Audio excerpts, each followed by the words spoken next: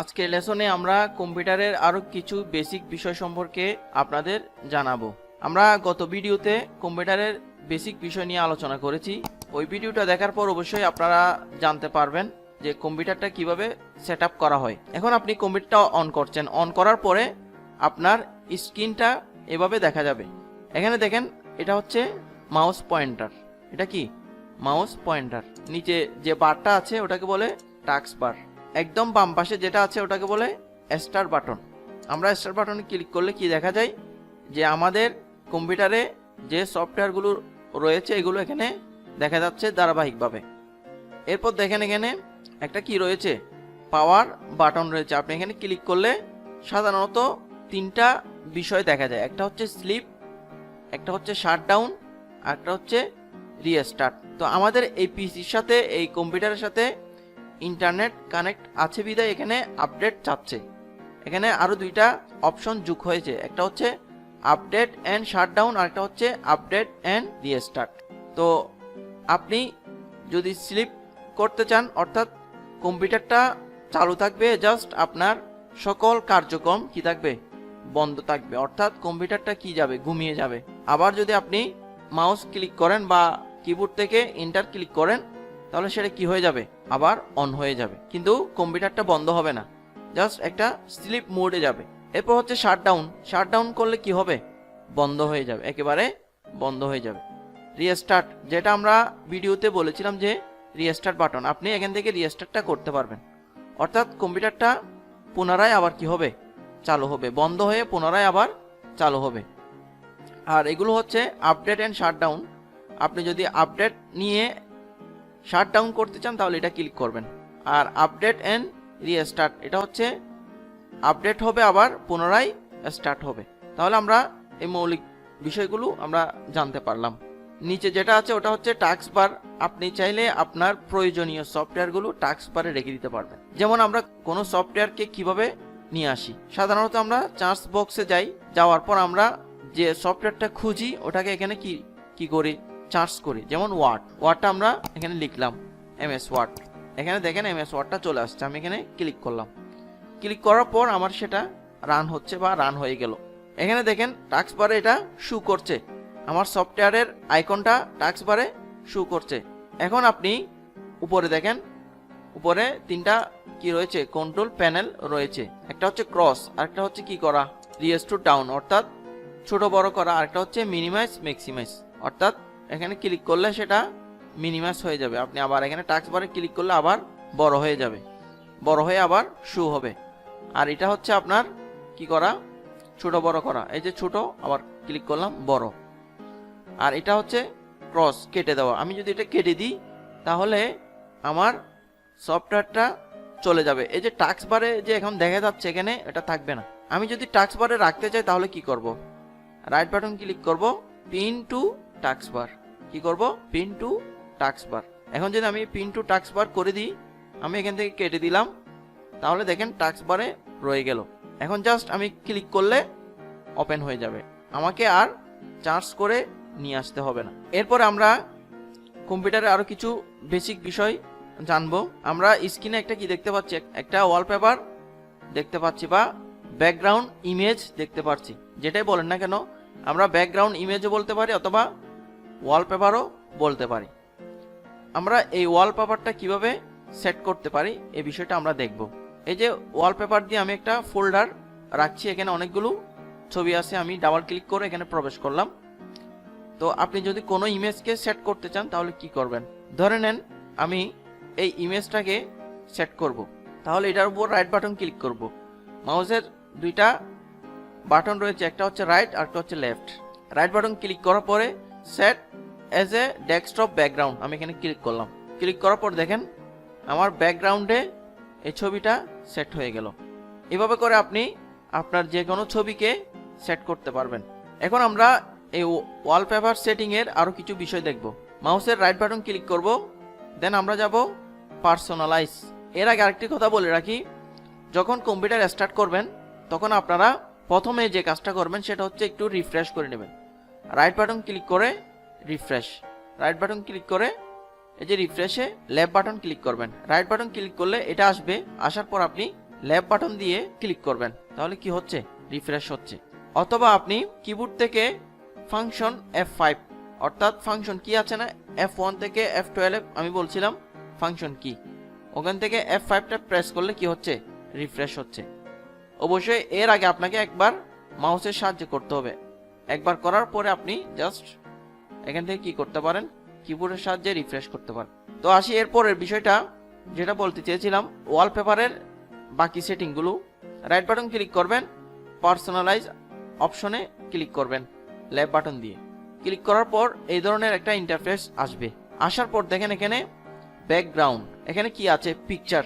আমরা এখানে ক্লিক করি, এই ড্রপ ডাউনে ক্লিক করার পর আর বাকি দুইটা অপশন দেখা যাচ্ছে, একটা হচ্ছে সলিড কালার আর একটা হচ্ছে স্লাইড শো। সলিড কালারে ক্লিক করলাম, অর্থাৎ আমাদের ব্যাকগ্রাউন্ডে যদি আমরা যে কোনো একটা কালার অ্যাপ্লাই করতে চাই, সলিড কালার, আমরা সেটাকে অ্যাপ্লাই করতে পারবো। যেমন এখান থেকে আমি এই যে এটা ইউজ করলাম, এখানে ক্লিক করলাম, এখন আমি এটা ক্রস করে দিচ্ছি, দেখেন আমাদের আগের ইমেজটা নেই, এখন জাস্ট একটা কি আসছে, সলিড কালার। আমরা যদি এটাকে আবার নিয়ে যেতে চাই তাহলে কি করব, আপনি চাইলে এখান থেকে একটা ছবি সেট করে দিতে পারেন। যেমন আমি যদি এটা সেট করতে চাই, রাইট বাটন ক্লিক করব, set as a desktop background, এবার চলে আসছে।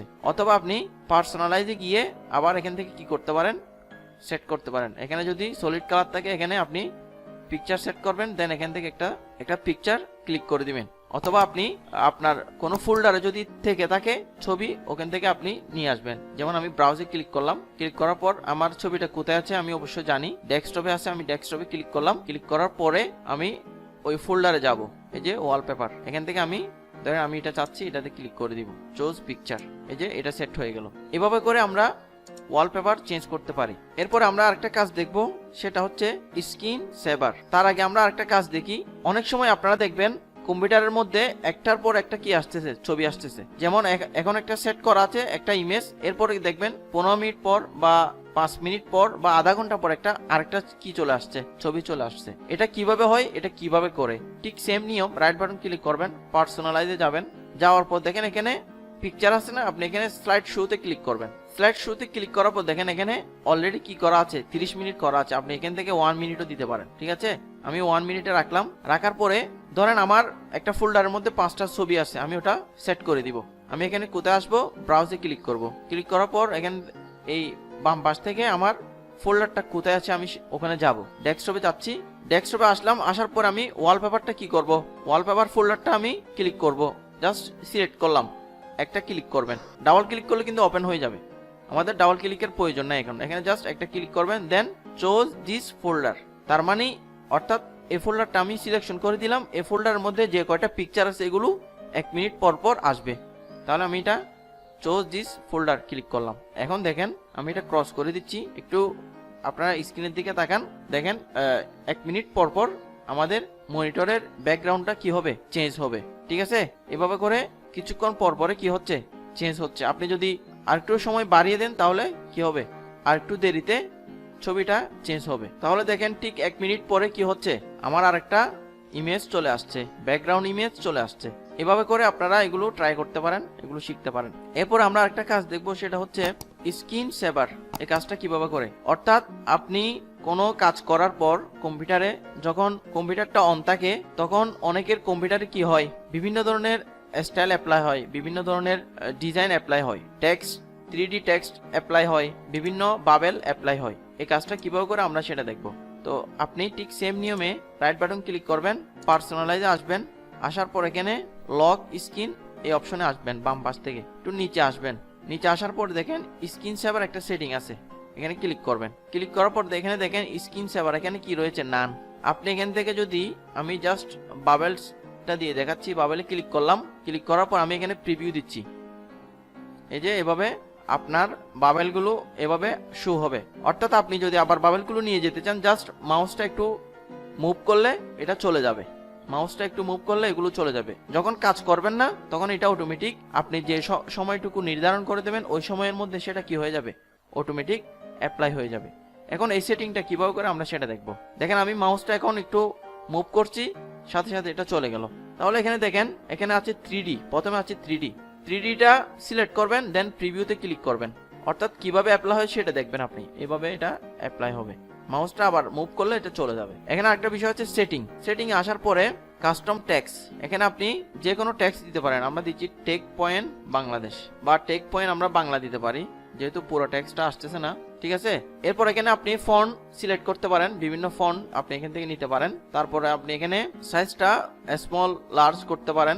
রোটেশন স্পিড, অর্থাৎ ওই যে স্টাইলটা অ্যাপ্লাই হবে এটা কত স্পিড অ্যাপ্লাই হবে সেটা দিতে পারেন। এখন মিডল আছে, আপনি ফাস্ট করতে পারেন অথবা স্লো করতে পারেন অথবা মিডলে রাখতে পারেন। তারপর এখানে কালার অ্যাপ্লাই করতে পারেন, এগুলো আপনারা একটু দেখবেন। দেন আমি ওকেতে ক্লিক করলাম। ক্লিক করার পর আমি এখান থেকে প্রিভিউ দিয়ে দেখতে পারি, দেখেন এইভাবে হবে।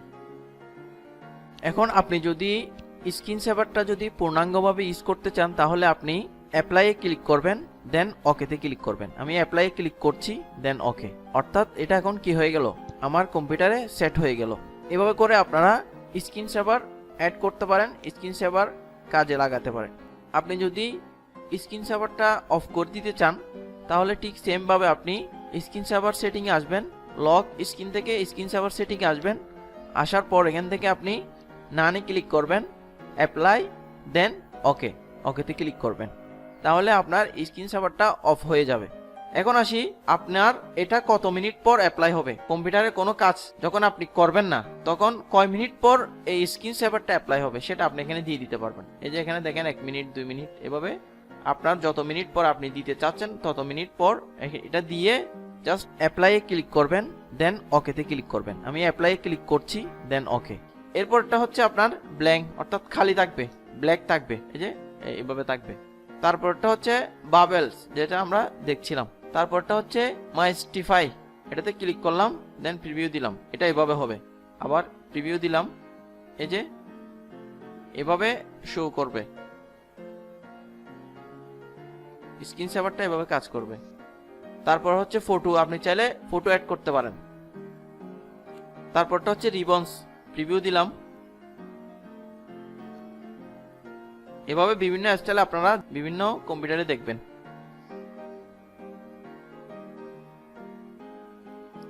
ফটো দেওয়ার পরে আপনারা সেটিংয়ে আসবেন, সেটিংয়ে আসার পরে দেখেন এখানে ব্রাউজ, ঠিক সেম ভাবে আপনারা যে ফোল্ডারটা রাখছেন, যে ফোল্ডারের মধ্যে ছবিগুলো রাখছেন, এগুলো কোথায় রাখছেন ওখান থেকে নিয়ে আসবেন। যেমন আমি ডেস্কটপে রাখছি, ডেস্কটপ থেকে নিয়ে আসবো। ডেস্কটপে আসলাম, ওয়ালপেপারে আসলাম, অ্যাপ্লাই ক্লিক করবেন, দেন ওকেতে ক্লিক করবেন। সেটা আমি অ্যাপ্লাই ক্লিক করতে দেন এখানে সেভ করে দিবেন। আমি যেহেতু দিচ্ছি না সেজন্য এই কাজটা করতেছি না। করার পরে অ্যাপ্লাই ক্লিক করবেন, দেন ওকেতে ক্লিক করবেন। আমি অ্যাপ্লাই ক্লিক করছি, দেন ওকে। এটা করার পরে আপনি কত মিনিট সেটা এখানে দিয়ে দিবেন। এরপরে এটা কি হবে, যখন আপনি কাজ করবেন না তখন 1 মিনিট বা 2 মিনিট পর পর বিভিন্ন ছবি আসতে থাকবে। এই স্ক্রিন সেভারের কাজটা এভাবে করা হয়। তো আপনি যদি স্ক্রিন সেভার করতে না চান তাহলে কি করবেন, তাহলে ঠিক সেম ভাবে আপনি স্ক্রিন সেভার সেটিংয়ে আসবেন, লক স্ক্রিন থেকে স্ক্রিন সেভার সেটিংয়ে আসবেন।